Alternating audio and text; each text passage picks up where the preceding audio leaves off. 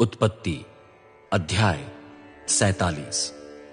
यूसुफ ने जाकर फरो को बताया, मेरे पिता और भाई अपनी भेड़ बकरी, गाय बैल तथा समस्त संपत्ति के साथ कनान देश से आए हैं। वे अभी गोशेन प्रदेश में हैं। यूसुफ ने अपने भाइयों में से 5 व्यक्ति चुनकर उन्हें फरो के सम्मुख प्रस्तुत किया। फरो ने यूसुफ के भाइयों से पूछा, तुम्हारा व्यवसाय क्या है?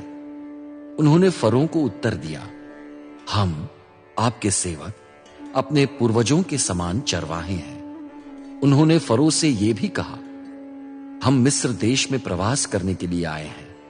कनान देश में भयंकर अकाल पड़ा है, इसलिए आपके सेवकों को भेड़ बकरी के लिए चारा नहीं रहा। अब कृपया अपने सेवकों को गोशेन प्रदेश में रहने की अनुमति दीजिए। फरो ने यूसुफ से कहा, तुम्हारे पिता और भाई तुम्हारे पास आए हैं। मिस्र देश तुम्हारे सम्मुख है। अपने पिता और भाइयों को मिस्र देश की सर्वोत्तम भूमि पर बसाओ। उन्हें गोशेन प्रदेश में रहने दो। यदि तुम जानते हो कि उनमें परिश्रमी पुरुष हैं, तो उन्हें मेरे पशुओं के अधिकारी नियुक्त कर दो। यूसुफ अपने पिता याकूब के पास आया। उसने उन्हें फरो के सम्मुख उपस्थित किया। याकूब ने फरो को आशीर्वाद दिया। फरो ने याकूब से पूछा, आपकी उम्र कितने वर्ष की है?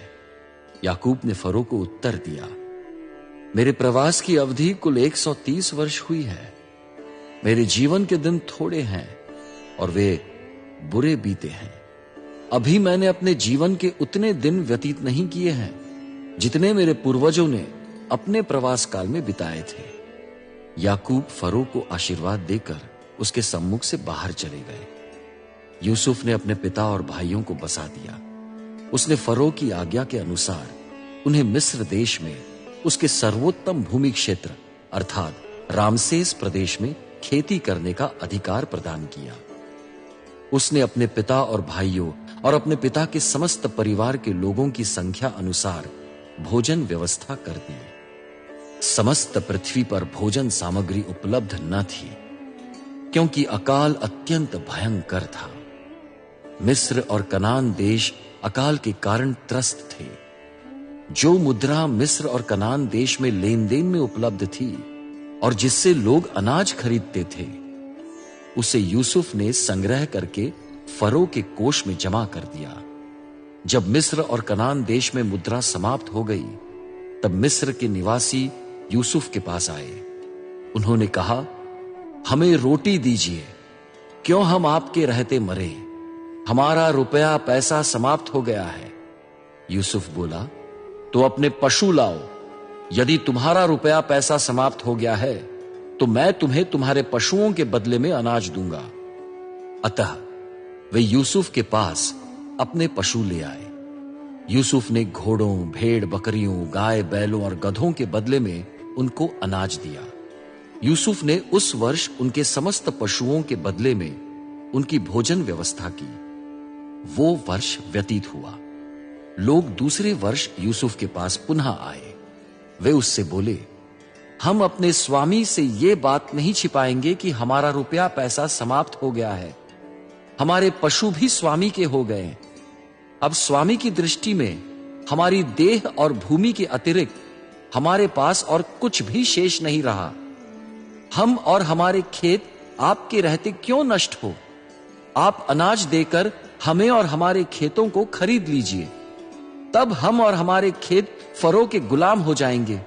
हमें बीज दीजिए जिससे हम नष्ट न हो वरन जीवित रहें, हमारे खेत न उजड़े। अतः यूसुफ ने फरो के लिए मिस्र देश के सब खेत खरीद लिए।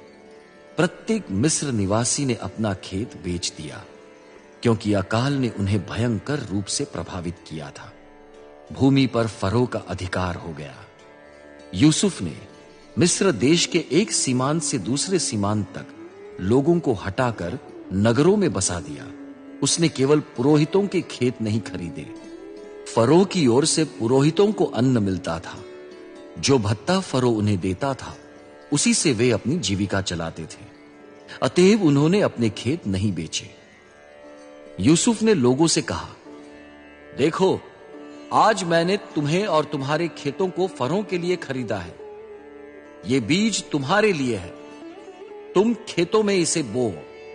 तुम फसल की कटाई के समय उपज का 5वां अंश फरो को दोगे। शेष 4 अंश तुम्हारे होंगे, अर्थात प्रत्येक अंश खेत के बीज के लिए, तुम्हारे एवं परिवार के सदस्यों के लिए तथा छोटे बच्चों के आहार के लिए होगा। वे बोले, आपने हमारी जीवन रक्षा की है। यदि हमारे स्वामी हम पर कृपा दृष्टि बनाए रखे तो हम फरों के गुलाम बने रहेंगे। यूसुफ ने मिस्र देश की भूमि से संबंधित नियम बनाया कि फरो उपज का 5वां अंश लेगा। यह नियम आज तक प्रचलित है। केवल पुरोहितों के खेतों पर फरों का अधिकार नहीं हुआ। इजरायली समाज मिस्र देश के गोशेन प्रदेश में रहने लगा। उन्होंने उस पर अधिकार कर लिया। वे फले फूले और असंख्य हो गए। याकूब 17 वर्ष तक मिस्र देश में जीवित रहे। इस प्रकार उनकी पूर्ण आयु 147 वर्ष की हुई। याकूब की मृत्यु का दिन निकट आया। तब उन्होंने अपने पुत्र यूसुफ को बुलाकर उससे कहा, यदि तू मेरा आदर सम्मान करता है तो मेरी जांघ के नीचे हाथ रखकर शपथ खा कि तू मेरे साथ प्रेमपूर्ण और सत्यनिष्ठ व्यवहार करेगा। मुझे मिस्र देश में मत गाड़ना, वरन जब मैं अपने मृत पूर्वजों के साथ सोऊं तब मुझे मिस्र देश से ले जाना और मेरे पूर्वजों के कब्रिस्तान में गाड़ना। यूसुफ ने उत्तर दिया, मैं आपके वचन के अनुसार करूंगा। पर याकूब ने कहा, मुझसे शपथ खा। यूसुफ ने उनसे शपथ खाई। याकूब ने पलंग के सिरहाने पर अपना सिर झुकाकर वंदना की।